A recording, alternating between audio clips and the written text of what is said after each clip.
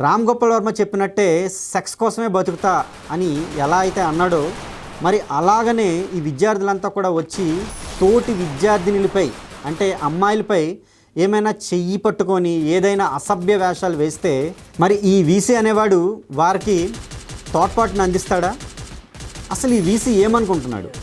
రామ్ గోపాల్ వర్మని ఈ యూనివర్సిటీకి తీసుకొచ్చి మాట్లాడించడంలో గల ముఖ్య కారణం ఏమిటి?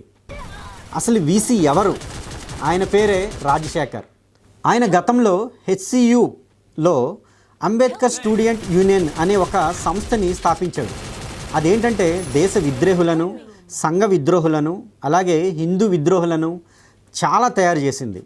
మనందరికీ కూడా రోహిత్ వేముల అనే ఒక ఆయన గుర్తున్నాడు కదా. ఒక ఉగ్రవాది అఫ్జల్ గురుని ఉరి తీయొద్దంటూ అప్పట్లో ఒక పెద్ద ఉద్యమమే చేశాడు ఆయన. ఆ తర్వాత ఆయన కొన్ని పర్సనల్ కారణాల వలన ఆత్మహత్య చేసుకున్నాడు.